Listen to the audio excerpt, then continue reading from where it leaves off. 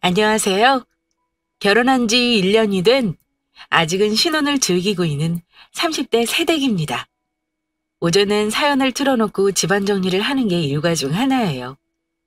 결혼하며 평생 살던 동네를 떠나 남편 직장 근처에 보금자리를 잡았거든요. 아직 아이가 있는 것도 아니라 동네 엄마들 모임에 나가기도 뭐해요. 그렇다고 타 지역으로 이사 왔는데 매번 친구들을 만나러 외출하는 것도 한계가 있고요. 대안으로 전화로 수다도 떨어봤는데 한참 떠들고 나면 기가 쏙 빠지는 느낌 아시죠?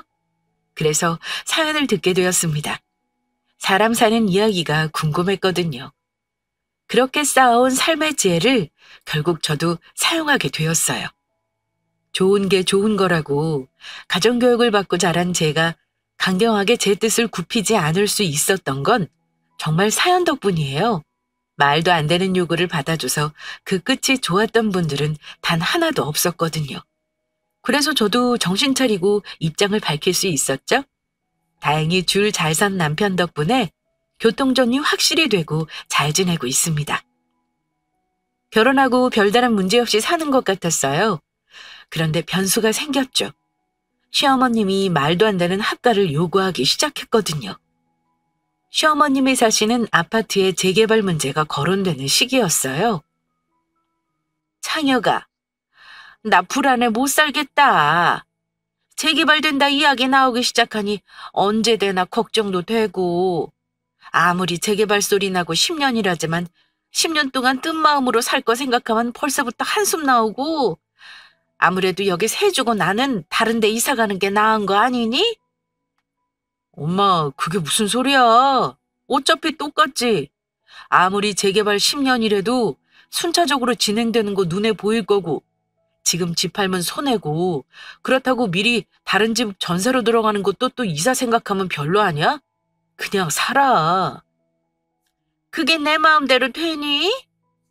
마음 뜨고 나니까 마음에 안 드는 거 투성이고, 녹물 나와서 매달 필터 가는 것도 일이고, 이건 집이 편해야 하는데 갈수록 마음이 뜨기 시작하니 잠을 편히 잘 수가 있어야지. 아휴, 누가 이런 맘 알아주나 몰라. 자식들은 다 소용없어. 주말에 시어머님이랑 식사하러 시댁에 갔습니다.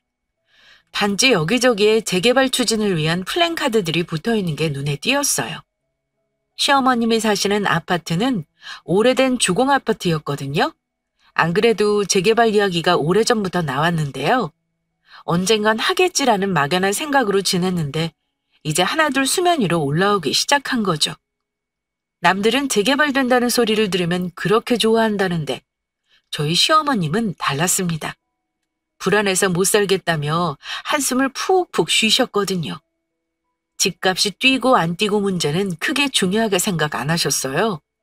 하나 있는 남편 결혼해서 분가시켰으니 그걸로 당신 하실 일 다 하셨다고 생각하셨죠. 그리고 시아버님이 돌아가시기 전 연금을 잘 해두셔서 어머님 사시는 생활비 걱정도 없습니다. 그래서 집값이 뛰는 건 바라지도 않는다고 하셨어요. 뛰어봤자 나중에 저희에게 유산으로 남겨주시는 거라 당신은 득이 없다는 거죠. 오히려 이렇게 살고 있는 집 부시네 뭐하네 동네 분위기 어수선하게 만드니 마음이 뜨고 편하지 못하다는 소리를 하셨습니다. 아니 그렇잖아. 내가 이 나이에 여기 재건축된다고 이사가라 하면 4, 5년일 텐데 그때 어디 나가 사노? 돌아와서는 새 아파트 아무리 좋다지만 나이 들어 사는 환경 바꾸는 게 마음처럼 쉬운 것 같아? 가뜩이나 집에 누가 있어서 투런투런 말할 사람 있는 것도 아니고 혼자 사는데 집이 편해야지. 집이 남 같고 적응하기 힘들면 없던 병도 생기겠다. 안 그러니? 그럼 아예 이 집 팔고 새로운 데로 가. 지금 평수 작은 평수 아니니까 팔면 좀 작은 평수 지은 지 5, 6년 된 아파트 갈 수 있지 않아? 엄마 이야기 들어보면 이미 재건축 이야기 가시화되니까 마음 뜬 것 같은데 앞으로 잘 돼야 10년, 그 10년 동안 이렇게 불안하게 살 거면 이사가 아예 살 집으로. 그치? 네가 생각해도 그냥 이사 가는 게 나을 것 같지? 내 생각에도 그래. 그래서 말인데 내가 나이 들어 아는 사람도 없는 동네에 살면 어디 사라지겠니? 그냥 이 기회에 너네랑 같이 사는 거 어떨까? 너네 집 평수도 넓고 방도 남는데 아기 생기면 내가 같이 키워주고 좋잖아. 나이가 들었는지 빈집에 혼자 있는 것도 적적하다. 아휴, 이 기회에 합가하는 거지 뭐. 같이 살아야 정도 들고 한 집 식구 되는 거지. 어렵게 생각할 거 없다. 내가 밥 달라는 거 아니고 너네도 보다시피 아직 젊어서 힘들 거 없어. 빨래도 세탁기가 다 돌아가고 밥이야 시켜 먹어도 되고 청소기 요즘 로봇 청소기 들려면서 지 알아서서 잘하는데 힘들 거 뭐 있니? 셋이 살면 북적거리고 더 좋지. 옆에서 남편과 시어머님이 대화하는 건 가만히 듣고 있었습니다. 재개발이 된다는 소식에 마음이 들뜬다는 말도 어느 정도 일리가 있다고 생각했거든요. 저는 겪어본 게 아니지만 사람에 따라서는 변수가 생기는 걸 달갑게 여기지 않을 수 있었으니까요. 그리고 사실 그건 시어머님의 선택이지 제가 왈가왈부할 문제는 아니라고 생각했죠. 남편이 시어머님의 생각에 적절히 맞장구 쳐주며 대화를 하고 있었기에 제가 굳이 끼어들지 않아도 된다고 생각했습니다. 그런데 난데없이 시어머님의 합가 이야기를 꺼내셨죠? 저도 모르게 제 눈이 커졌는데 조심스러웠어요. 어떤 액션을 취하는 게 옳은지 알 수 없었거든요. 물론 말도 안 돼요라는 생각은 들었죠. 하지만 긁어부스럼 낼 필요 없다고 생각했습니다. 남편이 완강하게 나갈 수도 있으니까요. 그리고 시어머님도 한번 지나가는 소리로 저의 마음을 떠볼 수 있다는 생각도 들었어요. 그래서 어떤 대꾸도 못하고 가만히 신랑을 바라봤습니다. 우리랑? 방이 많아도 다 사용하는 방이라는 거 엄마도 알잖아. 에란이가 집에서 근무할 수 있는 직업이라 작업방 때문에 방 많은데 이사 간 거고. 엄마 마음은 알겠는데 현실적으로 쉬운 문제는 아닌 것 같아. 사실 나 결혼 전에도 회사랑 집 멀어서 자취했는데 엄마랑 산 지도 오래되어서 나도 어색한데 에란이까지 있으니 그렇잖아. 뭐가 그래? 얘는 참 말 이상하게 한다. 누가 들으면 내가 네 마누라 참는 줄 알겠다. 에란이가 집에서 일하는데 나 있으면 방해되니? 설마 내가 시집살이 시키겠어? 오히려 좋은 거지. 간식이라도 가져다 주고 점심이라도 차려주면 에란이가 편하지 불편하겠어? 아니 그러고 너 내 아들 맞아? 결혼하니까 아예 이 엄마 생각은 안 하는 거야? 엄마랑 산 지도 오래돼서 어색해? 야 이놈아! 너 태어나서 자취하러 나가기 전까지 이 엄마랑 산 세월이 30년이야. 여하튼 그냥 하는 소리 아니니까 진지하게 생각해. 나 여기 재개발 소리 오가고 불안해서 못 살겠으니 이참에 합가해. 너네도 이사 가기 싫어 아예 넓은 평수를 시작한 거잖아. 나도 똑같아. 앞으로 내가 살면 얼마나 더 산다고. 이사를 몇 번이나 가야 하니? 이참에 너네 집으로 짐 좀 옮기면 그걸로 끝인 거지. 안 그래? 시어머님은 처음에 어떠냐는 의중으로 물으시는 것 같았어요. 그래서 어떤 대답을 하는 게 적절한지 대꾸하지 못했죠. 그런 저와 다르게 남편은 거절 의사를 밝혔습니다. 제 눈치도 보고 남편 자체도 엄마랑 사는 게 불편할 것 같다고 선을 긋더라고요. 그러자 시어머님은 언성을 높이셨어요. 대체 당신을 어떻게 보고 그런 말을 하냐고요. 아무렴 며느리 시집살이 시킬 시어머니로 보냐는 둥 남편을 낳고 키우는 30년의 시간은 같이 산 세월 아니냐며 어이없어 하셨죠.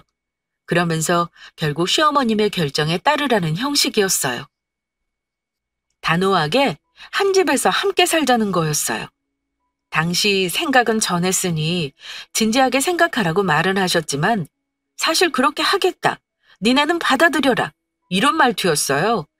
저에게도 물으셨죠. 네 생각은 어떠냐고요. 저요? 아무래도 편하진 않겠죠라며 긍정도 부정도 하지 않았어요. 사실 아무리 잘해주신다 해도 같이 사는데 편할 리가 없으니까요. 문제는 갑작스럽게 합가를 요구하는 시어머님이 어이없는 저와 다르게 진지하게 고민하기 시작하는 남편 때문이었습니다. 남편은 아들 된 입장도 있다며 너무 힘들어했거든요. 왜 세상 모든 아들들은 당신 엄마를 안쓰러워할까요? 진짜 답답할 노릇이었습니다. 합가하는 거 정말 힘들까? 우리 방이 4개라 우리 하나 쓰고 하나는 나중에 생길 아기 주고 하나는 엄마. 그리고 지금 쓰는 자기 사무실 방은 그대로 쓰면 되는 거 아니야? 솔직히 40평에 우리 둘이 사는 거 넓다는 생각 안 한 것도 아니고 엄마랑 함께 산다고 동선이 겹치고 답답한 건 아니니까. 살아보고 결정하는 것도 괜찮을 것 같은데 당신 생각은 어때? 무슨 소리야? 어머님 앞에선 아니라고 선 긋더니 왜 내 앞에서는 이렇게 호의적인 생각을 말하는데? 당신 입장 제대로 표현해야 하는 거 아니야? 어머님이 쪼지 못하게 선 그어가면서 물밑으로는 나한테 작업하려는 수작이야? 난 싫어. 일하는데 집에 어머님 계시면 신경 쓰여서 일이나 제대로 하겠냐고. 감시받는 느낌 들 것 같아 싫어. 그리고 어떻게 신경을 안 써? 저녁 때마다 물어봐야 할 거고. 옷 정리나 집안 살림 자체가 둘이 사는 거랑 셋이 사는 거랑 같아? 룸메이트고 해? 남남이야? 그럴 거면 대체 왜 합가하자고 해? 아예 혼자 사시면 되는 거지. 어머님도 말로는 아니래도 다 그런 거 생각하고 같이 살자시는 거 아니야? 무슨 말을 그렇게 해? 감시라니. 우리 엄마가 너 일 잘하나 못하나 감시한다는 거야 뭐야? 말이 좀 그렇다. 자기도 우리 엄마 성격 알잖아. 남한테 피해주기 싫어하고 부지런히 움직이는 거. 자기한테 뭐 해달라고 하실 분도 아닌데 그렇게 말하니까 나 좀 기분이 그렇다. 앞으로는 말 가려서 해. 그렇게 하루하루 시어머님의 합가 문제는 저희 부부의 주제로 떠올랐습니다. 시어머님 집에서는 합가 아니라고 단정지었던 남편은 집에 오자마자 입장을 바꿨거든요. 딱 바꾼 것도 아니고 살아도 괜찮을 것 같다는 말을 하기 시작한 거죠. 제가 집에서 일을 하는 프리랜서라 40평대로 신혼집 직원 좀 큰 거 인정해요. 방 하나는 꼭 사무실로 사용해야 해서 방은 넉넉해야 했죠. 남편이나 저나 어린 나이는 아니라 아이도 곧 가져야 하고 출산 육아 아이 학교까지 생각하면 초기에 좀 넓은 집에 시작하는 게 낫다는 생각을 했습니다. 제가 결혼식을 하던 때는 아직 코시국으로 예식을 크게 하진 않았어요. 정말 친지들과 밥 한 끼 먹는 정도로 간소화했거든요. 신혼여행도 안 가게 되고 가정 가구도 살면서 채우자는 마음으로 집 크기를 넓혔던 건데 그게 이렇게 시어머님이 들어오기 좋은 조건이 될 줄은 몰랐습니다. 물론 남편은 당신 엄마니 불편하지 않겠죠. 불편해도 참을 수 있을 거예요. 하지만 전 다르잖아요. 시집살이 시킬 뿐 아니라고 남편과 시어머님은 단정짓지만 그건 솔직히 모르죠. 당사자인 저만 느낄 수 있는 부분 아닐까요? 결혼한 지 오래되어 많이 겪어본 건 아니지만 결혼한 지 얼마 되지도 않았는데 저희 의사 물어보지 않으시고 합가 원하시는 성품을 본다면 그리 좋겠다는 생각은 들지 않았습니다. 솔직히 엄마 아빠 돌아가시고 나 하나 있는데 마음 쓰이는 거 당연하지. 안 그래? 엄마 말대로 엄마가 동네 사람들 만나는 거 좋아하는 것도 아니고 친한 사람들 몇 명이 단데 동네 이사 다니면서 적응하는 나이도 있고 나이 들수록 적응하는 것도 시간 걸린다며. 재건축 때 몇 년 나와 살다 다시 거기로 들어가는 것도 생각보다 힘들 것 같아. 그냥 우리 집에서 계속 살면 적응할 필요도 없는 거잖아. 안 그래? 자식된 입장에서 하나밖에 안 남은 부모가 그렇게 이야기하니까 솔직히 무시하기 어렵다. 뭐 그래. 자기 말대로 엄마랑 같이 사는데 아예 일이 더 안 는다고는 말 못해. 숟가락 놓더라도 하나 더 놓고 그런 건 있겠지. 그런데 그게 사실 그렇게 어려운 것도 아니잖아. 내 맘 알지? 뭘 어떻게 하자는 게 아니라 긍정적으로 생각해보자고. 자기도 이해해줄 거라 믿어. 아예 못 들었으면 모를까 혼자 있기 싫다고까지 말하는데 어떻게 매정하게 굴어? 아들 된 입장에서 그러기 너무 힘들다. 내 맘 알지? 정말 짐 빠지는 소리를 해대는 남편. 그런 남편을 보는 전 당연히 속이 뒤집혔습니다. 아무런 대꾸도 하기 싫었거든요.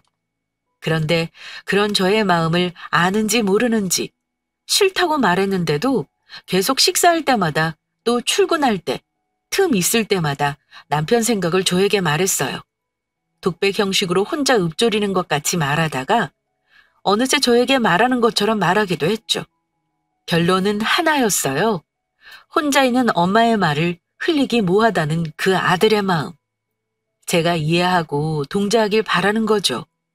틈틈이 전화하시는 시어머님은 남편에게 이런 말도 하셨더라고요. 재개발되어 새 아파트 받으면 저희 가지라고 말입니다. 어차피 자식은 하나고 당신이 언제 죽어도 저희 명의로 돌아올 거. 같이 살게 되면 그게 당신 명이나 아들 명이나 큰 차이 없다고요. 그리고 그런 말씀도 하셨습니다.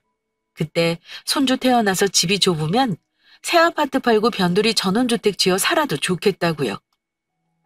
시어머님이 하는 말을 들어보면 이미 저희랑 살고 계셨어요. 정말 떡 줄 사람은 생각도 안 하는데 김칫국부터 제대로 마시고 계신 거죠. 제가 나쁜 거라 말씀하실 수 있을 것 같아요. 살아본 것도 아니고 왜 그렇게 싫다고 입장을 밝히는지 말이에요. 근데 제 생각은 그래요. 살면서 천천히 다가온다면 저도 사람인데 같이 사는 게 나쁘지 않다고 생각할 수 있잖아요? 그런데 생각할 기회도 주지 않고 내 선택은 이러니 너네들이 따라라. 생각해보면 니네 손에 절대 없다. 라는 말씀으로 완강하게 밀어붙이니 전 싫었어요.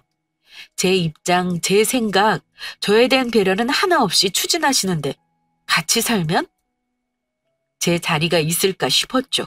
그리고 음흉한 그 속내를 알 수 없는 게 전 더 싫었어요. 연애할 때부터 결혼하고 지금까지 시어머님과 이렇다 할 이야기를 한 적도 크게 없거든요. 별다르게 깊이감 있는 대화를 한 것도 아니고 대면대면한 사이에서 함께 산다는 소리를 하시니 저는 더 달가울 리 없죠. 어색하고 불편할 거 뻔한데 그걸 고소하는 시어머님이 이해 안 되었어요.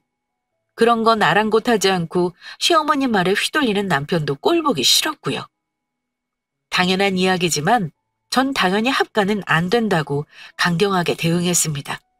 매일같이 반복되는 남편의 넋두리에 대꾸를 하지 않으면 저 모르는 사이 일이 진전될 것 같은 불안감이 엄습했거든요. 싸우기 싫었는데 결국 싸우더라도 제 의사는 확실하게 전달하는 게 좋다고 생각했죠. 나는 솔직히 자신 없어. 어머님 연세 아직 환갑도 안 되셨어. 100세 시대, 아니 90세라 해도 앞으로 30년인데 30년을 같이 산다는 게 말이 돼? 어머님 연세가 있으셔서 혼자 지내기 불편하시면 또 모르겠어. 그것도 아니잖아. 내가 볼 땐 그냥 욕심으로밖에 안 보여. 지금까지 어머님 혼자 잘 사셨으면서 왜 갑자기 합가래? 나는 못해. 절대. 절대라는 게 어디 있어. 살다 보면 그런 상황이 올 수도 있는 거지. 그리고 우리 엄마 나이가 어때서 그럼 나중에 늙고 병들어 같이 살자면 그때는 같이 살아줘? 지금 이렇게 젊고 아프신 것도 없는데 싫다는데 나중에? 참이나 같이 살자고 하겠다. 같이 살아야 정도 들고 그러는 거 아니야? 당신 그렇게 안 봤는데 매정한 사람이었네. 같이 살고 안 살고에 우리 엄마 나이가 왜 중요한데? 막말로 가는 나이 정해진 거 없다고 그러다 우리 엄마 일찍 돌아가시면 그 한 자기 감당할 수 있어? 진지하게 고민은 안 해보고 무턱대고 아니라고 말하는 자기 정말 실망이다. 장모님이 같이 살고 싶다고 했어도 이랬겠어? 합가 이야기가 오가며 양가 부모님 문제로 번지는 건 시간 문제였습니다. 저희 엄마요? 저희 엄마는 같이 사는 거 싫어하세요. 평생 자식 낳고 키우며 뒤치다꺼리 했는데 이제는 자유롭고 싶다고 하셨거든요. 같이 살면? 누군가는 집안일 해야 하는데 눈에 보이면 해야 하고 이제 싫으시대요. 가족들이 도와주고 함께해도 늘 더 감당해야 하는 사람은 있기 마련이라고 말씀하셨어요. 그게 당신이 되는 것도 싫고 제가 되는 건 더 싫다고 하셨죠. 결국 당신이 더 많이 움직여야 하는 거 아시니 가까이 살 순 있어도 함께 살 수는 없다고 말씀하셨거든요. 저도 엄마 말을 이해해요. 저도 사춘기를 지날 무렵부턴 집안일을 많이 도왔어요. 하지만 한계가 있더라고요. 아무래도 집에 더 있는 사람이 하고 익숙한 사람이 하게 되잖아요. 세상 모든 가정에서 벌어지는 일이지만 엄만 때론 그게 힘들게 느껴지신 것 같았어요. 그래서 제가 결혼할 때 홀 시어머님이지만 젊으시니 같이 살잔 소리는 안 하겠다며 좋아하셨거든요. 그런데 전혀 예상하지 못한 문제로 학가를 원하시는 거죠. 우리 엄마? 당신도 알잖아. 다 큰 자식은 함께 살면 불편하다는 게 엄마 생각인 거. 뻔히 알면서 그런 말하는 거 자체가 웃기다. 당신 좀 너무한 거 아니야? 선은 넘지 말고 객관적으로 생각하자. 어느 며느리가 시어머님이랑 같이 사는 게 좋다고 해? 의견을 묻는 것도 아니고 이건 거의 강매 수준 아니야? 이렇게 강매받고 나면 반푼은 할 수 있는 거고? 뻔히 빼도 박도 못하게 밀어붙이는데 세상 어느 며느리가 넙죽 그러자고 하냐고. 이거 싸우자는 거지? 뭘 또 누가 싸우자는 형식으로 이야기한다 그래? 말이야 바른 말로. 그래도 장모님은 장인어른 살아계시니까 둘이 지내셔서 자식들하고 같이 안 살아도 되지만 우리 엄만? 우리 엄마는 혼자잖아. 아무리 젊으면 뭐해. 자식 이렇게 잘 지내고 있는데 가까이 사는 것도 아니고 빈집에 혼자 있으면 안 외롭겠냐고. 독거노인들이 왜 수명이 짧은데. 외로움이래, 외로움. 진짜 말을 말아야지. 무슨 벽창호도 아니고 말이 통해야 무슨 말을 하지. 말자, 말아. 그래, 합가 안 하는 거다? 여하튼 난 절대 안 돼. 매일 도돌이표 같은 대화를 하고 있었어요. 시어머님은 이런 저희 속을 아는지 모르는지 겨울이 오기 전 이사 오고 싶다는 말씀을 내비치기 시작했습니다. 여름이 지날 무렵이었는데 저는 당황했죠. 찬바람 불기 전 이사 오고 싶다는 말은 두세 달 안에 이야기 결론 내라는 말이거든요. 참 뻔뻔하다는 생각이 들기 시작했어요. 합가를 한다고 기정사실화 하셨구나 싶었던 거죠. 아무리 제가 아니라 말해도 합가를 원하는 시어머님과 그런 시어머님을 너무 안쓰러워하는 남편 사이에 있으면 제가 불리하다는 생각을 했어요. 초강수를 띄지 않으면 안 되겠다는 생각이 절로 들었거든요. 그래도 막장으로 가는 건 원하지 않았어요. 아직 결혼한 지 6개월도 안 되었으니 신혼이었거든요. 시어머니만 아니면 남편하고 문제가 있는 것도 아니었기에 더더욱 그랬습니다. 그러다 결국 사건은 터지고 말았지만요. 그날은 미팅하고 있어 잠깐 외출하고 들어온 날이었어요. 집 앞에 있어야 할 택배 박스가 현관에 들어와 있었죠. 이상하다 느끼고 집 안으로 들어가는데 신랑이 막 뒤따라 들어왔습니다. 당신 집에 들어왔다 다시 나간 거야? 아니, 나 지금 퇴근해서 오는 건데 왜? 그래? 누가 왔다 갔나? 아니, 문 밖에 있어야 할 택배가 현관에 들어와 있길래 당신이 집에 들어왔다가 다시 나간 줄 알았어. 택배? 엄마나 장모님 왔다 가셨나?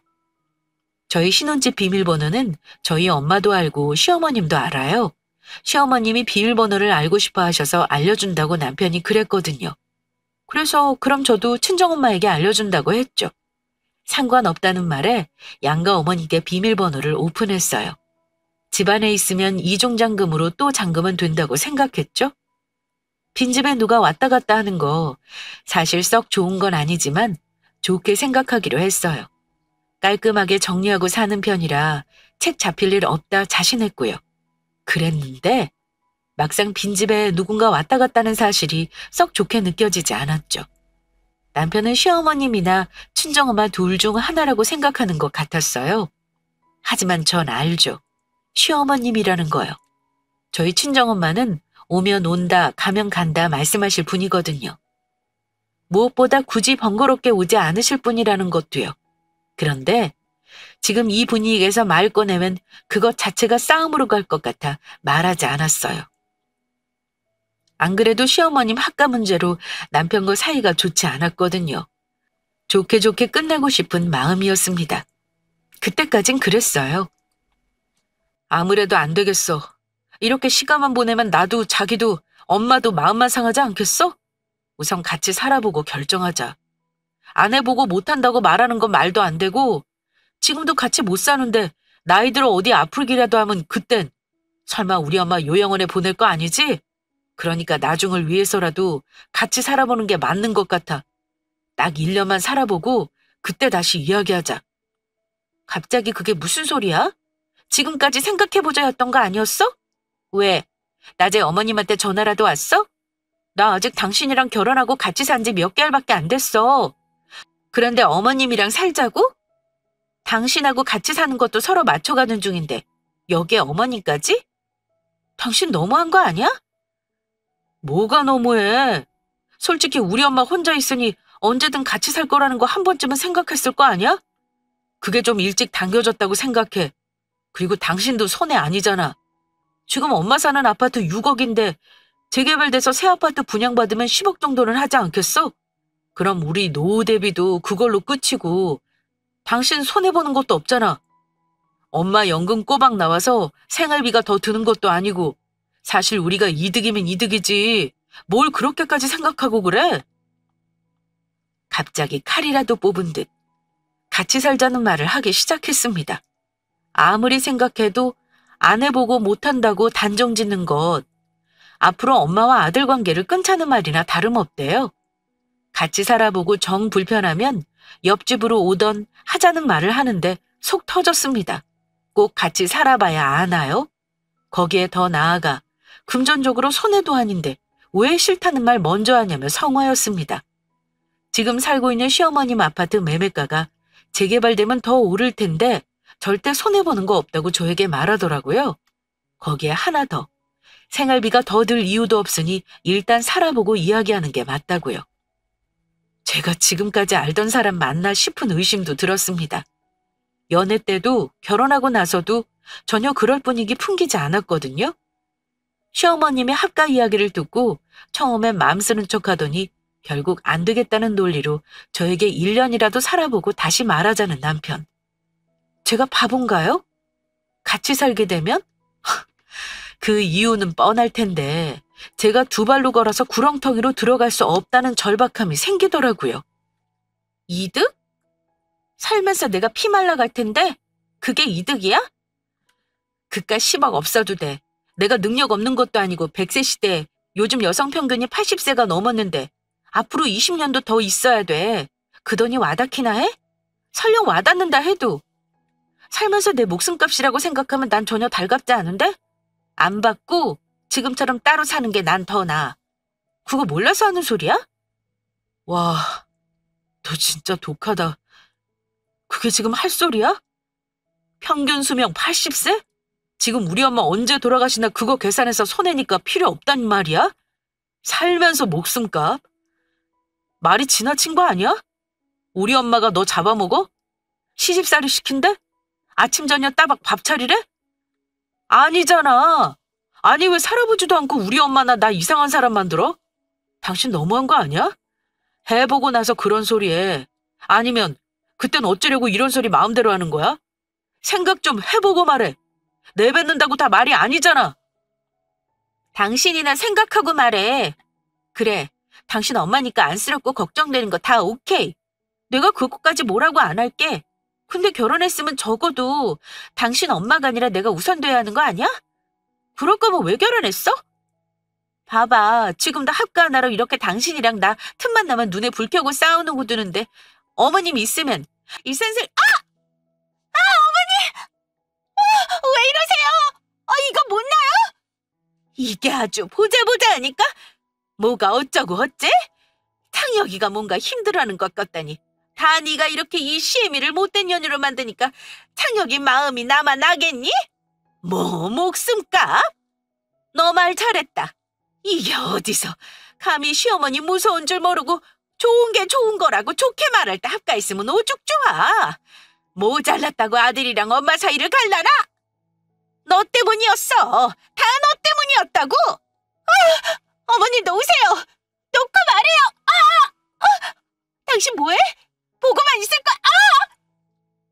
거실에서 한창 언성을 높이고 있었습니다. 남편과 말을 주고받다 보니 말이 격해졌어요. 남편도 작정을 하고 말을 시작했던 것 같았거든요. 여기서 밀리면 또다시 되돌이표처럼 이야기가 시작될 것 같았어요. 그래서 저 역시 작정하고 안 된다고 결판을 지을 생각을 다소 심하게 들릴 수 있는 단어들로 제 마음을 표현했습니다. 그런데 한참 이야기를 하고 있었는데 느닷없이 옷방에서 시어머님이 나오셨어요. 놀라는 것도 잠시 제 머리채를 잡고 흔드시는 바람에 전 속수무책 당하고 말았죠. 놀란 건 남편도 마찬가지였어요. 어디서 이런 싸가지 없는 막대 먹은 며느리가 들어온 거야? 맨몸으로 와서 모시라고 해도 모실 판에 아파트 명의 넘겨준다고까지 했는데 뭐? 목숨값 필요 없다고? 그래, 너 말 잘했다. 목숨값 필요 없다고 말했으니까 아파트 명의 안 넘겨준다. 대신 당연히 나 모시고 살아라.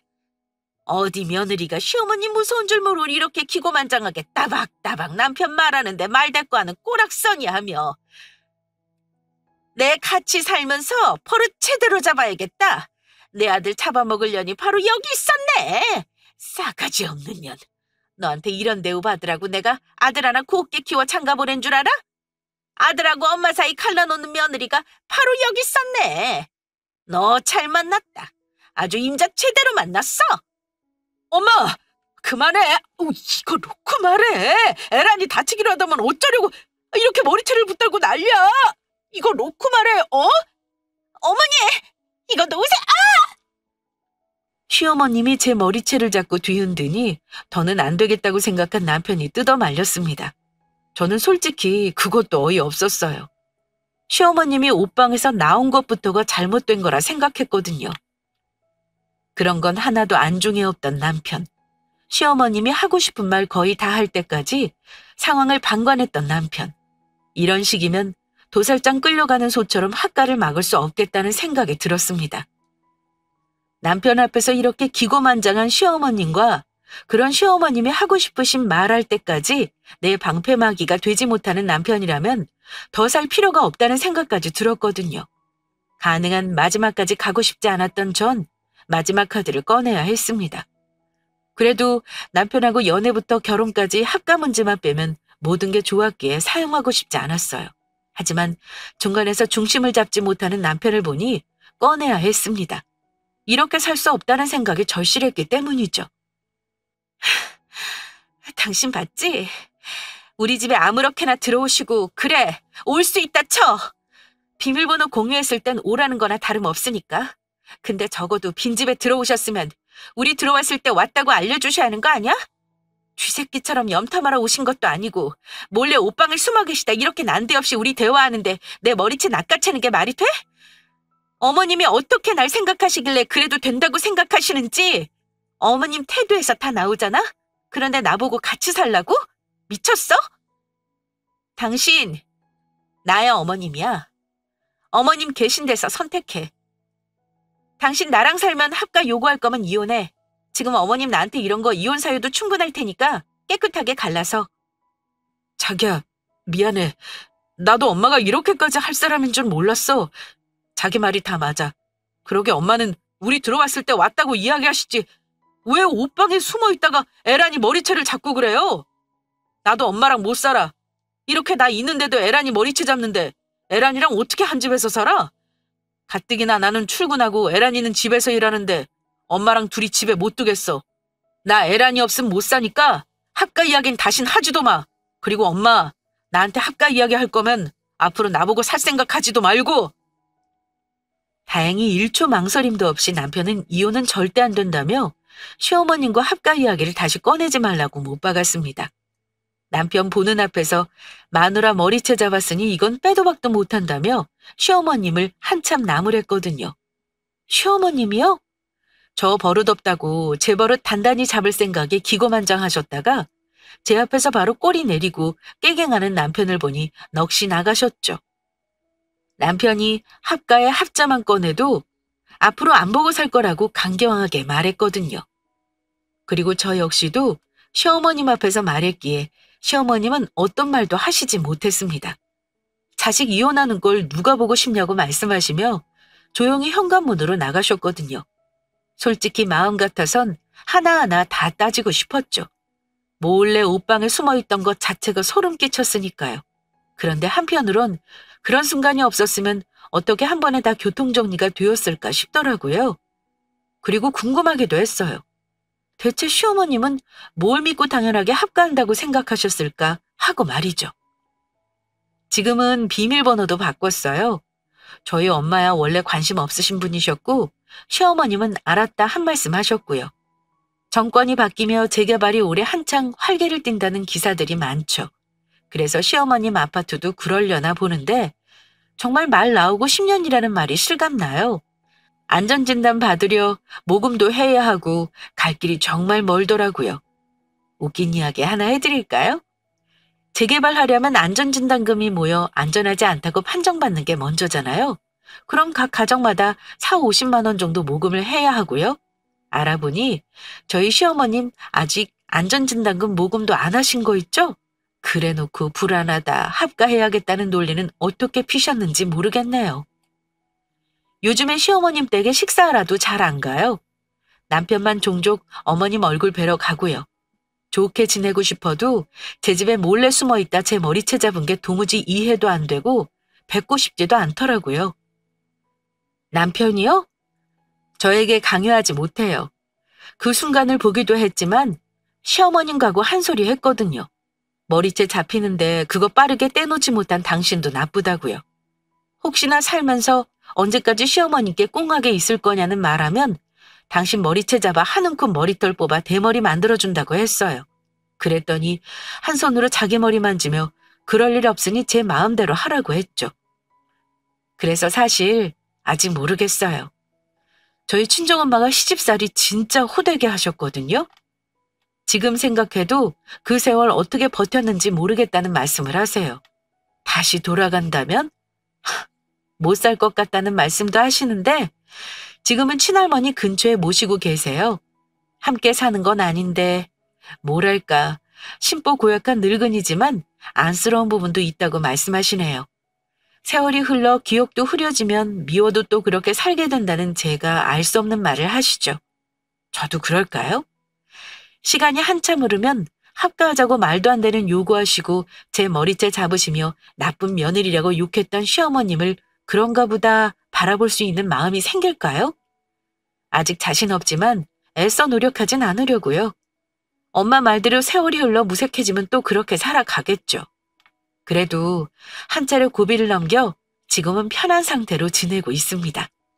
남편이 제 눈치를 보고 안 보는 게 아니라 합가 이전에 정말 잘 지냈던 그 상태로 다시 원상복귀한 거죠. 마음에 여유가 생기니 어제 사연 듣는데 제가 겪은 일도 한편의 드라마 같다는 생각이 들더라고요. 그래서 이렇게 용기 내 사연을 보내게 되었답니다. 생각보다 겪었던 일 전하는 것도 어렵네요.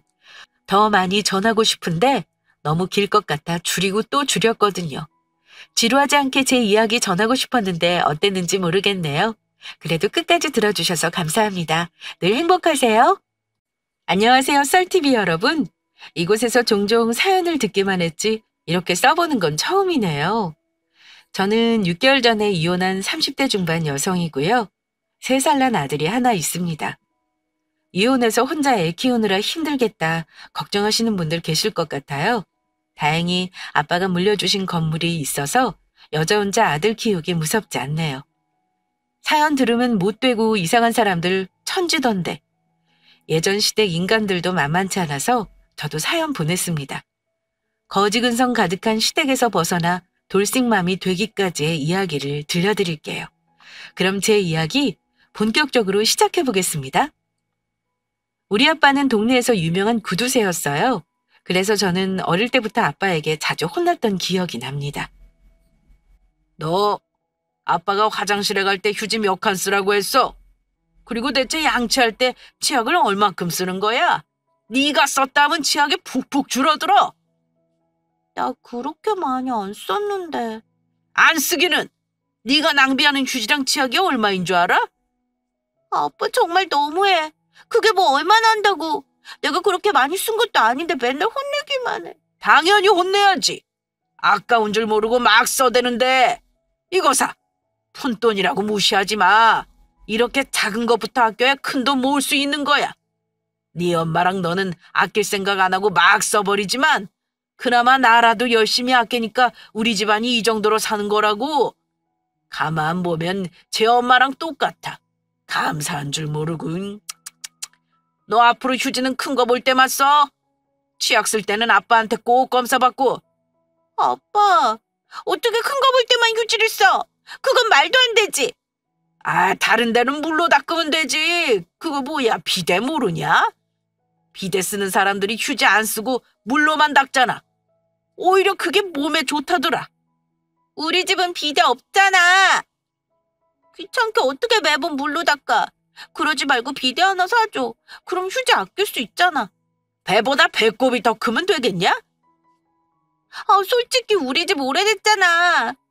친구들이 나 가난한 집에서 사는 줄 안다고. 방도 좁고 불편하단 말이야.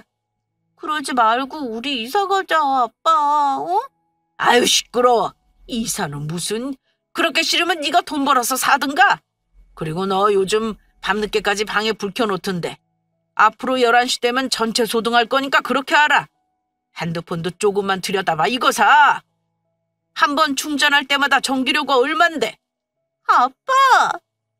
이건 우리 아빠의 일부 모습입니다. 이거보다 더 지독하게 아끼고 아끼셨어요. 이런 아빠 때문에 어린 시절부터 자주 꾸중 돋는 건 기본이고 겪어도 되지 않을 불편함을 감수하며 살았습니다. 오죽하면 우리 아빠는 제 입시 준비부터 남다르셨어요. 하실 말씀이 뭔데요? 이제 너도 대학 갈 준비를 해야 하지 않겠냐? 그래서 알려줄 건 미리미리 알려줘야겠다 싶어서 이렇게 앉으라고 했다. 네, 말씀하세요. 우선 지금까지 그래왔지만 입시 준비한다고 학원 지원해줄 생각 일절 없다. 다른 집들은 학원이나 과외다 돈을 들이붓던데 난 그렇게까지 무리하면서까지 지원해줄 생각 없어. 그러니까 학교 수업 시간에 딴짓하지 말고 집중해서 공부해라. 원래 공부란 건 평소 실력이 중요한 법이니까. 그리고 네가 수시로 대학 갈지 수능으로 대학 갈지 몰라도 원서는 신중하게 넣어라. 조금이라도 떨어질 것 같으면 아예 쳐다보지를 마. 그림의 떡이라고 가망 없는 대학은 애초에 포기하란 소리야.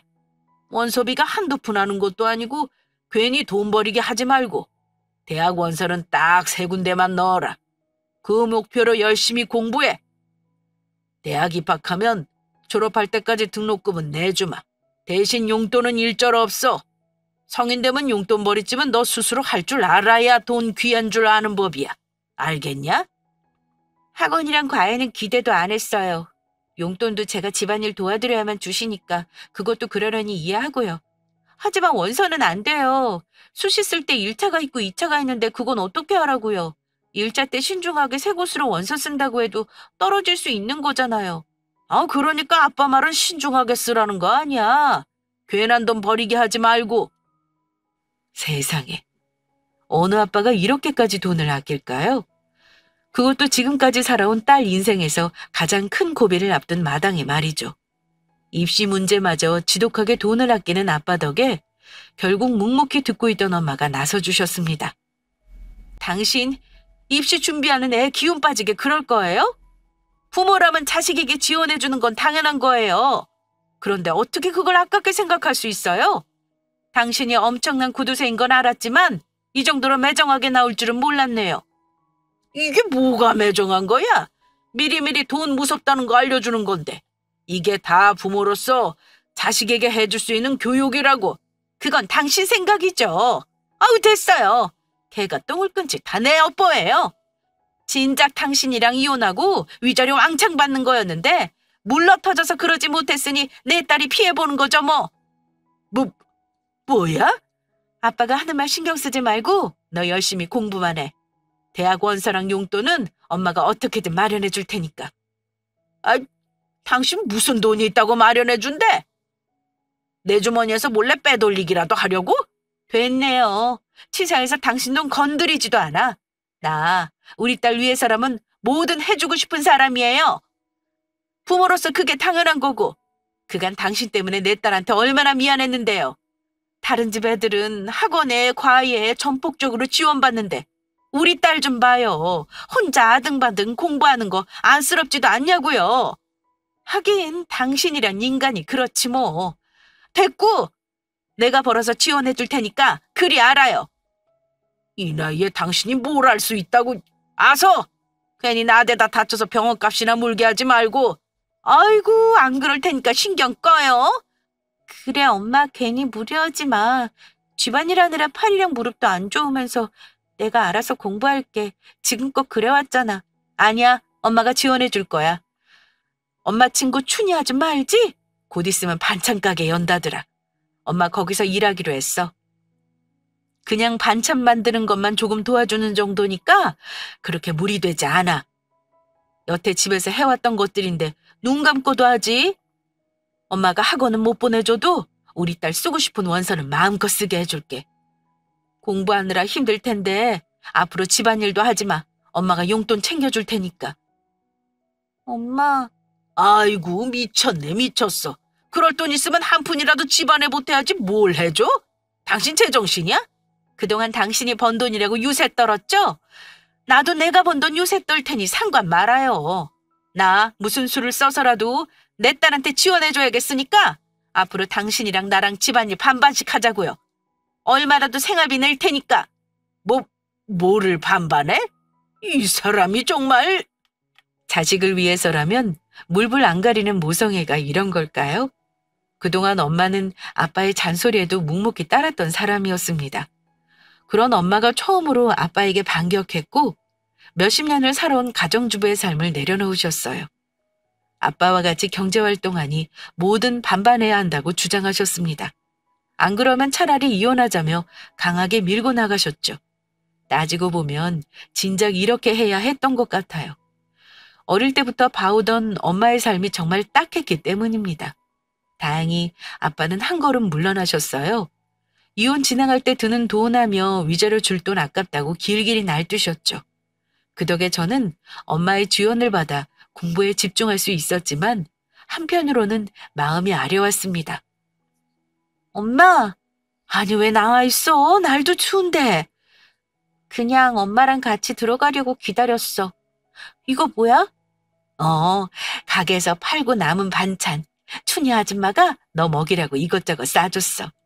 이리 줘, 내가 들게. 아유, 됐어. 별로 무겁지도 않은데 뭐. 일이 달라니까. 우리 딸, 오늘 왜 이래? 뭐 기분 좋은 일 있어? 그냥 뭐. 요즘 집안일 안 하고 공부에만 집중하니까 조금씩 성적이 올라서. 어머, 그래? 잘 됐네. 아유, 엄마가 진작 도와줬어야 하는데 너무 늦어서 미안해. 미안하기는 그동안 엄마도 많이 힘들었잖아. 그리고 고마워, 엄마. 어? 뭐가? 솔직히 공부에만 집중할 수 있어서 참 좋은데 엄마 고생시키는 것 같아서 미안했어. 반찬 만드는 일 하나도 안 힘들다고 해도 어떻게 그래? 손목이며 손가락 마디 하나하나 성한다고 없는데. 그래서 미안하고 참 고마워. 나 공부 열심히 할게. 그래서 꼭 좋은 대학 가서 우리 엄마 호강시켜줄 거야. 아이고, 말이라도 고맙다. 그런데 미안한 마음에 괜히 부담 갖지 마. 원래 부모는 자식에게 희생하는 거야. 요즘 엄마는 얼마나 행복한지 몰라. 내 힘으로 우리 딸 도와줄 수 있어서. 꼭 좋은 대학 아니어도 돼. 그저 네가 진정으로 하고 싶은 일을 찾았으면 좋겠어. 엄마 말 무슨 뜻인지 알지? 엄마는 더 많이 지원해주지 못해서 미안해하셨지만 저는 과분한 마음으로 감사히 받았습니다. 그리고 정말 젖먹던 힘까지 공부에 매달렸어요. 새벽까지 공부할 때는 형광등 말고 초를 켜라는 아빠의 잔소리에도 굴하지 않았죠. 제가 무슨 한석봉도 아니고 새벽 내내 초를 켜서 공부해야 했습니다. 하늘에서 그 노력을 짠하게 봤는지 저는 기대 이상으로 좋은 성적을 거뒀고 서울권대학으로 진학했습니다. 그리고 무사히 졸업 후 사회생활을 하던 중 남편을 만나 결혼을 생각하게 되었죠. 처음 남편을 부모님께 소개한 날 우리 아빠는 이런 말씀을 하셨어요. 거두절미하고 결혼은 둘이서 알아서 해. 우리는 지원해줄 돈 일절 없으니까. 여보. 아무리 그래도 자식이 결혼하는데 지원을 안 해준다니요. 당신이 돈 없는 사람도 아니고 내가 돈이 어디 있다 그래. 둘이 좋아서 결혼하려면 알아서 해야지. 안 그래도 저희 돈으로 결혼 준비할 겁니다. 저희 집도 넉넉한 형편이 아니라 지원받기가... 우선 그동안 둘이 모은 돈이랑 대출 조금 껴서 진행할 겁니다. 걱정하지 마십시오. 아유, 그래도 당신이 얼마라도 보태주면 좋잖아요. 나 돈 없다니까. 나한테 돈이라도 맡겨놨나? 왜 이래? 참나. 제가 대학 졸업하고 사회생활을 시작한 이후부터 엄마가 하시던 반찬 가게 일을 못하게 했습니다. 회사 취직하고 스스로 돈벌이 할 수 있으니 더 이상 엄마를 고생시키고 싶지 않았죠. 아빠 몰래 제가 용돈 드리면 되니까 그만하시라고 했습니다. 그리고 사회에 나가자. 아빠는 제게 이렇게 말씀하셨어요. 20살까지 공짜로 밥 먹이고 공부시켜서 키워줬으니 앞으로 제 인생은 제가 알아서 하라고 하셨습니다. 땡전 한 푼도 지원해줄 생각 없으니 결혼도 알아서 하라고 말이죠. 그래서 애초에 기다란 걸 하지 않고 남자친구에게 우리 힘으로 결혼하자고 말했습니다. 남자친구도 저와 뜻이 같았고요. 결국 우리 부부는 양가 지원 없이 그간 모은 돈과 대출로 결혼했고 신혼집을 구했습니다. 대출금 갚으려고 허리띠 바짝 졸라매고 살았죠. 그렇게 5년이란 시간이 흘렀습니다. 그 사이 건강한 아들을 낳은 저는 집에서 재택근무하며 지내던 중 엄마에게 다급한 연락을 받게 되었습니다. 선이야, 네 아빠가. 엄마 왜 그래? 무슨 일이야? 갑자기 전화해서 왜 울어? 아빠한테 무슨 일이라도 생긴 거야? 글쎄 네 아빠가 쓰러지셨어. 의사 말이 상태가 심각하다는구나. 이걸 어쩌면 좋으니. 뭐라고? 아빠가 쓰러져? 엄마, 우선 내가 그리로 갈게. 거기 어디야? 풍족하지는 않지만 나름 평화롭던 제 삶에 아빠의 소식은 큰 파장을 불러왔습니다. 엄마는 아빠 일로 큰 충격을 받으신 건지 횡설수설하며 우셨고 저는 보통 일이 아니란 직감에 얼른 애를 시댁에 맡기고 병원으로 향했어요. 그리고 중환자실 앞에서 홀로 울고 있는 엄마를 발견했습니다. 엄마! 뭐가 어떻게 된 거야? 아빠가 갑자기 왜 쓰러지셔? 아빠 어딨어? 설마 중환자실에 계신 거야? 네 아빠 진통제 맞고 겨우 잠들었어. 이것저것 검사하고 병가 살펴봐야 해서 며칠간 중환자실에 있어야 한대. 의사가 뭐래? 대체 뭐 때문에 중환자실에 계신 거야? 나도 잘 모르겠어. 이게 무슨 일인지. 의사 말로는 대장암이라고. 잘 있다가 갑자기 배가 아프다고 대굴대굴 구르면서 난리치는데 나는 그저 어디 탈나거나 맹장인 줄 알았지. 그런 무서운 병일 줄 알았겠니? 아빠가 암이라고? 상상도 못한 일이 벌어지고 말았습니다. 억세고 굳건하신 아빠가 암이라니.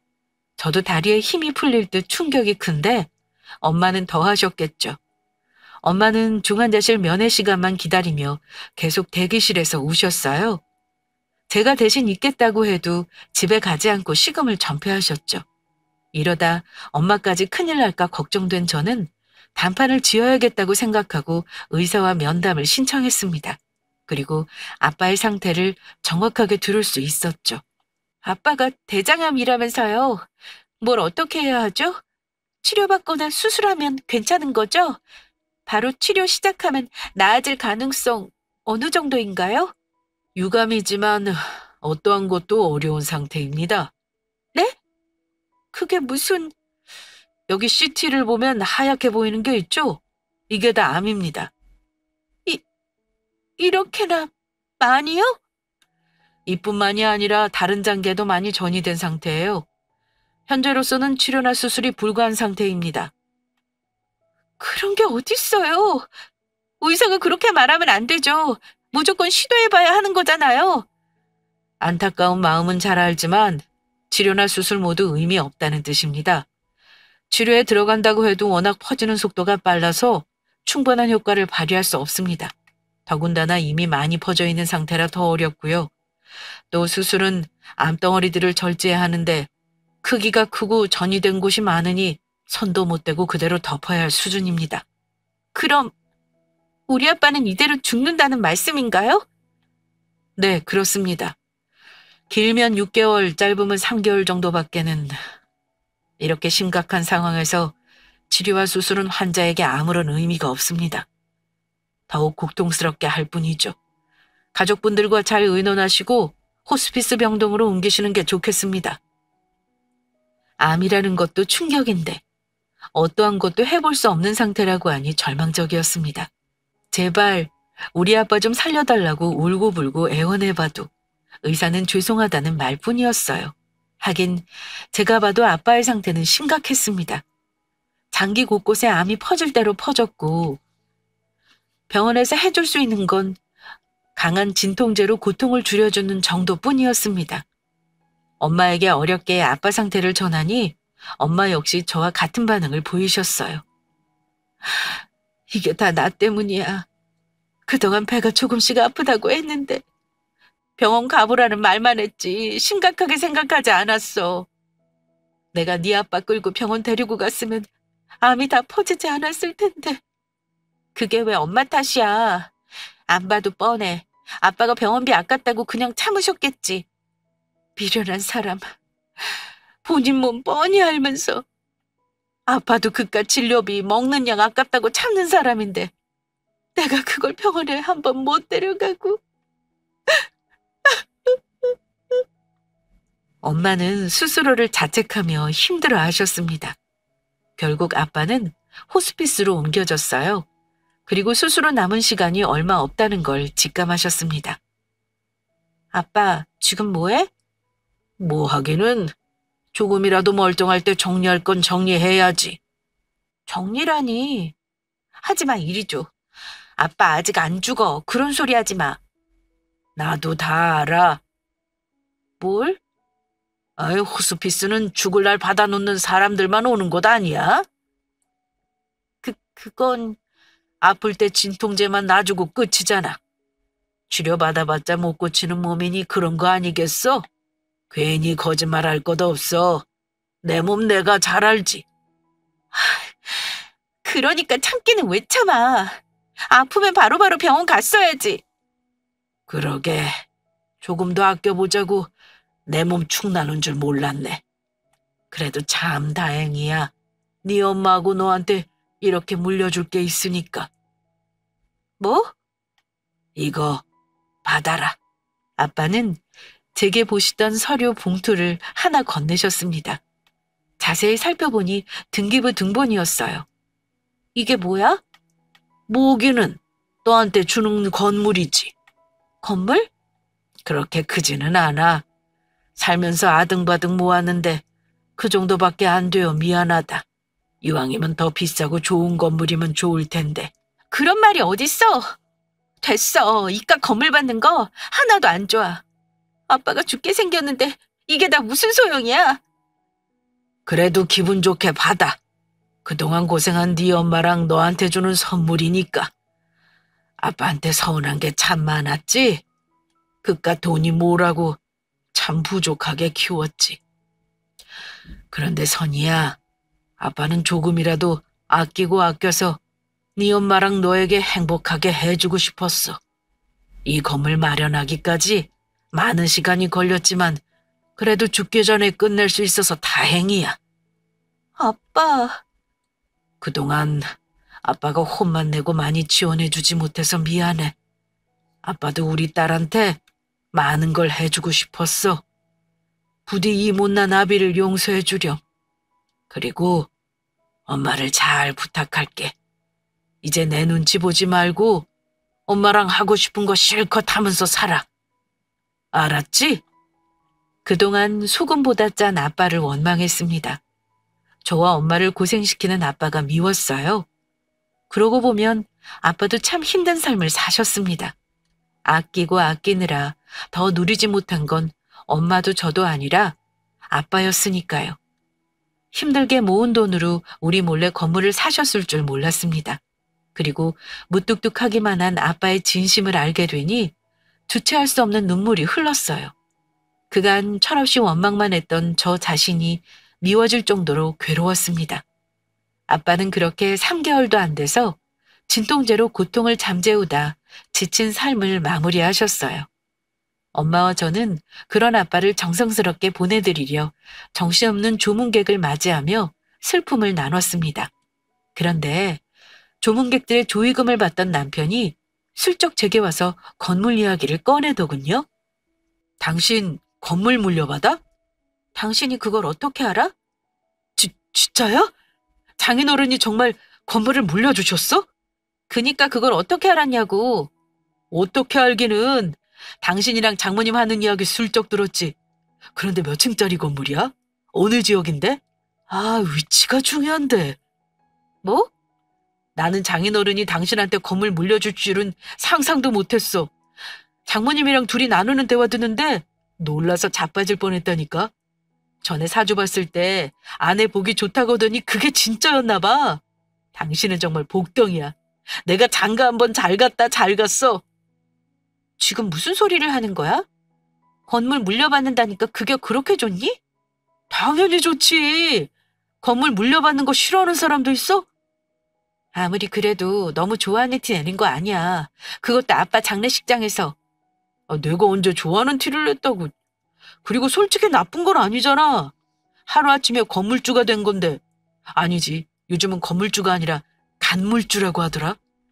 이제 우리 고생 끝! 행복만 남은 거야. 그러니까 그렇게 죽상하고 있지 말고 좀 웃어. 그래야 장인어른도 편히 가시지. 저는 큰 상실감과 슬픔으로 괴롭기만 한데 남편은 뭐가 그리 좋은지 희죽희죽 웃으며 말했습니다. 그 꼴을 보니 그간 남편 행동이 생각나면서 화가 치솟았어요.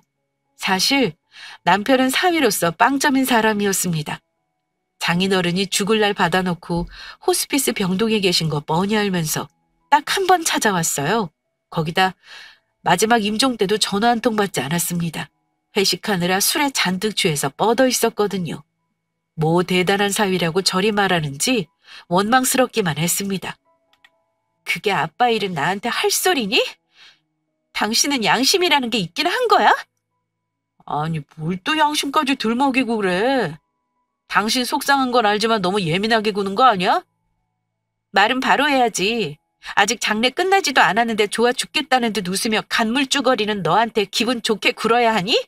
너 우리 아빠 병원에 계실 동안 어땠는지 기억 안 나? 장인어른이 아파서 병원에 있는데 병문안 딱 한 번 왔어. 그것도 내가 얼굴 한번 비추라고 사정사정해서. 너 그때 주말에 못 쉬게 한다고 나한테 툴툴거린 거 기억 안 나? 염치가 있으면 간물줄 거리면서 웃지 마. 임종도 못 지킨 못난 사위 주제에 어디서. 야, 누가 들으면 내가 천하의 나쁜 놈인 줄 알겠다. 내가 뭐 노냐? 막말로 평일 죽어라 일하고 밥 먹듯이 야근하는데 어떻게 병문안을 가? 주말에 나도 좀 쉬어야 재충전해서 다시 일할 거 아니야. 그리고 임종은 내가 못 지키고 싶어서 그런 것도 아니잖아. 어쩔 수 없는 상황이었던 거지. 장인어른 임종날을 미리 딱 알 수 있는 것도 아니고 하필 그날 회식이 잡힌 걸 나더러 어쩌라고. 그래서 내가 미리 언질해줬잖아. 아빠 상태 위독하시니까 당분간 술 자제하라고.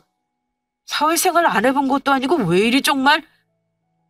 재택근무 오래 하더니 감 떨어진 거야?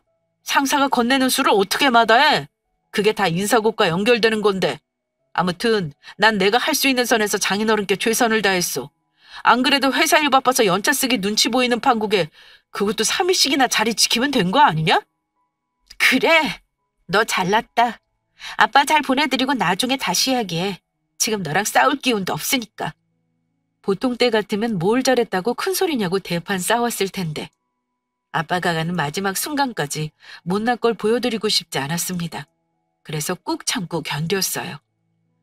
그렇게 아빠를 산 좋고 물 좋은 곳에 잘 모셔놨습니다.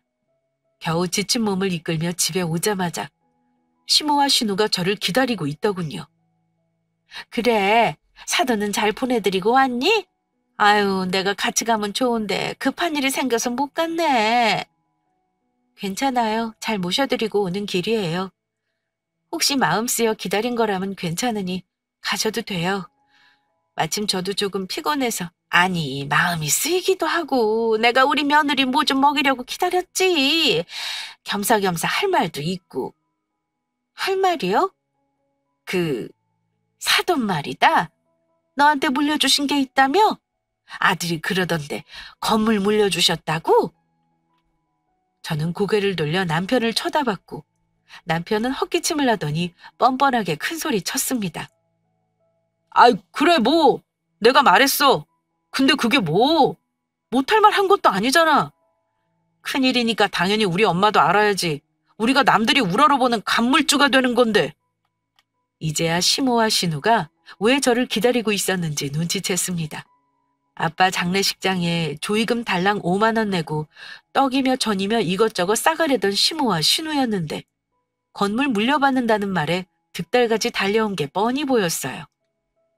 원래 인성 수준이 모자란 건 알고 있었지만 이 정도로 개차반인 줄 몰랐기에 헛웃음만 나오더군요. 하지만 그걸로 끝이 아니었어요. 시모와 신우 남편은 저를 부랴부랴 소파에 앉히더니 참았던 속내를 서슴없이 드러내기 시작했습니다. 여보, 내가 생각해봤는데 건물 물려받으면 관리할 사람이 필요하잖아. 그거 내가 할게. 당신은 장인어른 떠나보내고 힘들 텐데 신경 쓰지 말고 그냥 푹 쉬어. 이참에 이 거지 같은 회사 관두고 내가 알아서 할 테니까. 참, 우리 부부니까 그 건물 공동명의로 하는 거 알지? 장인어른이 설마 당신한테만 물려주신 거겠어? 잘 살아나가라고 나하고 당신한테 같이 물려주신 거지. 아무튼 당신은 일절 신경 쓰지 마. 그냥 집에서 푹 쉬어. 내가 다 알아서 할게. 그래, 큰일 치르고 힘들 텐데 아들한테 맡겨. 본인 건물인데 좀 잘하겠니? 저기 그리고 새아가. 나는 말이다. 아파트를 한 채 샀으면 하는데 어떠니? 아니, 내 나이가 몇인데 지금까지 전세로 전전하고 있잖아. 매년 전셋값은 오르지 돈은 없지. 내 나이 어찌나 비참하든지 이참에 집을 확 사버리는 게 좋지 않겠니? 평수는 그렇게 안 커도 돼. 지금 정도면 될 것 같은데 어차피 나랑 네 신우만 살 거니까 사줄 거지? 아, 우리 며느리랑 아들이 건물주인데 집 한 채 못 사줄까? 그렇지? 언니 나도요, 나도. 직접 멀어서 맨날 버스 타고 전철 타서 편도 2시간 걸리는 거 아시죠? 이참에 차 한 대 뽑아주시면 안 돼요? 이왕이면 외제차로. 언니 이제 돈 많은 부자니까 그 정도는 껌이잖아요. 안 그래도 제가 몇 개 추려봤거든요? 이거랑 이거 어때요? 예쁘죠? 빨간색은 쉽게 질리니까 무난하게 흰색이 낫겠죠? 그래, 역시 차는 흰색이 제일 예쁘지. 언니, 저 이 차 꼭 갖고 싶어요. 사주실 거죠? 그렇죠? 없는 살림에 그동안 빌빌거리며 살던 시댁 인간들. 제가 한순간에 건물을 물려받았으니 눈이 뒤집혀 이거 해달라 저거 해달라 성화였어요. 아무리 시커먼 속내가 있어도 방금 아빠 묻어들이고 온 저한테 이런 말 하는 건 선 넘는 거잖아요. 최소한의 인간의 도리도 없는 짓에 경멸감으로 꽉 찬 분노만이 가득했습니다. 우리 아빠가 얼마나 고생해서 마련한 건물인데 이것들이 감히 제대로 빌붙으려고 하는구나 싶어서 제대로 쫄딱 망하게 해줘야겠다 싶었습니다. 그래서 알겠다는 듯 웃으며 고개를 끄덕였어요. 그래, 알겠어요. 그렇게 원하면 마음대로 해요. 뭐? 정말 나 회사 그만둬도 돼? 공동명의 해줄 거야? 어미야, 진짜 아파트 사주는 거지? 나 그럼 당장 집 내놓는다? 언니 정말이죠? 저 이 차 바로 계약금 걸어요? 그래요. 마음대로 하라니까요. 제가 그 대단한 간물주라면서요. 하고 싶은 대로 마음대로 하세요. 당신은 당장 회사 그만두고 집에 들어앉아. 어머님은 집주인한테 말해서 집 내놓는다고 하세요. 곧 계약 만료니까. 아가씨는 빨간색이든 흰색이든 원하는 색으로 계약금 넣고요. 아, 알았어. 와, 엄마. 거봐, 내가 뭐라 그랬어. 아내복 있다니까. 이 거지 같은 회사 관둘 날이 오다니. 아싸! 내일 당장 그 차장 새끼 면장에 사직서를 확 던져야겠어. 직간 놈이 툭하면 무시하고 말이야. 애미야, 정말 고맙다. 안 그래도 집 없는 서러움에 친구들한테 무시당하고 얼마나 속상했는지 몰라. 내 소원이 죽기 전에 내 이름으로 된 집 한 채 갖는 거였잖니. 네가 내 소원을 이뤄주는구나. 우리 며느리 최고야. 최고다. 언니 진짜 멋있어요. 차 뽑으면 바로 시승식 시켜줄게요. 내 차에 처음 타는 사람은 우리 새언니. 바보 같은 인간들. 그저 좋다고 허허실실하며 행복함에 푹 빠졌습니다. 제가 무슨 생각을 하고 있는지 전혀 모르고 말이죠. 다음날 남편은 기세등등하게 회사로 출근했고 말대로 차장 면상에 사직서를 집어던졌다고 합니다. 시모는 깐깐한 집주인한테 뻥뻥 큰소리치며 계약 안 한다고 선언했고 신우는 사치 부리느라 얼마 못 모은 돈 전부 외제차 계약금으로 걸었죠. 그리고 일주일 뒤 시댁에서 다 같이 모여 식사할 때 저는 이혼장을 내밀었습니다. 뭐야? 벌써 공동명의 끝낸 거야? 어? 이게 뭐야? 합의 이혼서? 합의 이혼이라니 그게 무슨... 남편의 말을 들은 시모와 신우는 흠칫 놀라며 남편 손에 들린 이혼장을 가로챘습니다. 그리고 벌벌 떨리는 손으로 물었어요. 혜미야, 이게 뭐니? 너 설마... 아니지? 맞아요. 저 이 인간이랑 이혼할 거예요. 전 이미 도장 다 찍고 나서 이 사람만 찍고 제출하면 돼요. 뭐라고? 여보, 갑자기 왜 이래? 뭐 잘못 먹었어? 장인어른 때문에 충격받아서 머리가 어떻게 된 거야? 아니, 나 멀쩡해. 그러니까 이혼하려고 하지. 갑자기 왜 이래? 저기 애미야, 우선 진정을 좀 하고. 너 혹시 싸웠니? 그래서 그런 거야? 아이, 싸우기는 평소처럼 사이 좋았는데. 좋기는 오빠가 또 눈치 없게 군 거 아니야? 그러지 않고서 언니가 왜 이혼한다 그래? 그런가? 여보, 서운한 게 있으면 말로 해서 풀어야지. 이렇게 이혼장부터 내미는 게 어딨어. 뭔진 모르지만 내가 다 잘못했어. 무조건 미안해. 그러니까 화 풀어. 어? 난 내가 화난 것처럼 보이니? 아니야? 그럼 대체 뭔데? 갑자기 이혼은 무슨 이혼이야? 물론 화났지. 아니, 정확히 말하면 분노라고 해야 하나? 나한테 우리 집에 뭐 해준 거 없고 제대로 된 도리도 안 한 사람들이 이거 해달라 저거 해달라 거지근성 부리는 게 어찌나 짜증나던지 정남이가 뚝 떨어졌어. 그래서 이혼하자는 거야. 더 이상 너랑 한 집에서 같이 살기 싫거든. 이런 모자란 남편, 이딴 시댁 내 인생에서 치우고 싶어. 잔말 말고 도장 찍어. 일 복잡하게 하지 말고. 야, 너 설마 공동명의 하자고 해서 이래? 우리 엄마가 집 사달라고 하고 내 동생이 차 사달라고 해서 이러냐고. 맞네, 맞아. 언제는 좋다고 웃으면서 해준다더니 이제 와서 뭐? 이혼? 이게 미쳤나? 너 지금 건물주 됐다고 기세등등하게 나오는 거냐? 어디 시어미 앞에서 버릇없이 굴어? 이혼은 무슨 이혼? 절대 못해. 둘 사이에 애도 있는데 이혼이 가당키나 해? 넌 네 아들이 불쌍하지도 않냐? 멀쩡한 가정 찢어지게 만들고 싶어? 그래요, 언니. 한두 살 먹은 애도 아니고 왜 이렇게 감정적으로 굴어요? 사돈 어른 그렇게 된 건 안타깝지만 이런 식으로 우리한테 감정풀이하면 안 되죠. 난 이미 계약금까지 다 걸었다고요. 안 돼요. 이혼 절대 안 된다고요. 그렇게 이혼하고 싶으면 외제차 사주고 이혼해요. 그래. 나 이미 집주인한테 큰 소리 다 쳐놨어. 이거 사. 어디 감히 내 빼려고.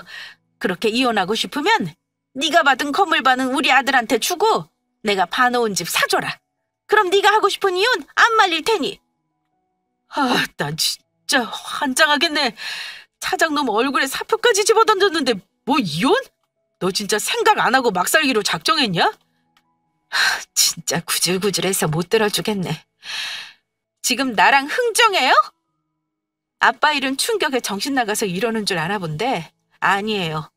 당신들이 이렇게 거지근성 부리고 인간 같지 않으니까 이혼하는 거라고요. 우리 아빠한테 뭘 잘했다고 집이랑 차를 해달래? 사위로서 제 역할 제대로 못한 게 무슨 공동명의? 꿈깨. 당신들은 조금도 받을 권리 없어. 그 건물 우리 아빠가 얼마나 고생해서 마련한 건데 먹고 싶은 거 못 먹고 누리고 싶은 거 못 누려서 마련한 거야. 엄마하고 나한테 모질게 굴면서까지. 본인만 망가지는 것도 모르고 마련한 건물이라고. 대체 당신들이 무슨 자격으로 이렇게 당당해? 아빠 보낸 지 얼마나 됐다고 나한테 그딴 소리를 찌꺼리냐고. 당신들이 사람이야? 야, 그렇게 싫으면 해준다고 말이나 하지 말았어야지. 내가 이럴 줄 알았어. 건물줄 됐다고 우리가 우습냐? 이렇게 무시해도 돼? 사람 가지고 놀면 안 되지. 너 때문에 난 사표까지 냈고 엄마는 집 내놨단 말이야. 죄는 어떻고 그동안 일해서 모은 전 재산 홀랑 계약금으로 넣었어, 알아? 그러니까 참 안심하네. 난 당신들한테 해준다고 말한 적 없어. 마음대로 하라고 했지. 그렇게 사표 내고 싶으면 사표 내고 집 사고 싶으면 집 사고 차 갖고 싶으면 계약금 걸라고 말한 것밖에 없어. 하고 싶다는데 마음대로 하라고 한 게 잘못이야? 그걸 해준다고 이해하고 무턱대고 사고친 당신들이 바보 아니냐고! 뭐라고? 아이고, 혈압이야. 야! 안 그래도 우리 엄마 혈압 있어서 위험한데 이게 뭐하는 짓이야? 너 때문에 엄마 잘못되면 네가 책임질 거야? 말이 아다르고 어달라도 똑바로 이야기했어야지. 그렇게 못해주겠다고 확실히 짚어야 할 거 아니야. 그럼 일이 이렇게 커지지 않았을 거고. 그리고 내가 뭘 그렇게 잘못했냐? 사회로서 뭘 그렇게 잘못했는데? 대한민국 남편들 다 나처럼 살아. 내가 평균이라고. 내가 집에 돈을 안 가져다 줬어? 밥을 굶겼어? 뭘 어쨌는데? 아무튼 이건 다 네가 자초한 일이야. 너 때문에 우리 지금 셋 큰일 났어. 네가 다 책임져. 어떻게든 수습해 내라고. 내가 왜? 싫은데? 너 정말? 그래, 좋아. 그럼 이렇게 해. 네가 말한 대로 군말 없이 깔끔하게 이혼해 줄 테니까 나한테 위자료 주고 우리 엄마 집 내 동생 차는 해줘라. 아, 그동안 산정이 있는데 그 정도는 해줄 수 있잖아. 돈도 많은 게 네가 먼저 이혼 이야기 꺼냈으니까 도의적인 책임을 다하라고. 내 변호사가 그런 책임 안 져도 된다던데? 뭐라고? 너 나 몰래 변호사까지 만났냐?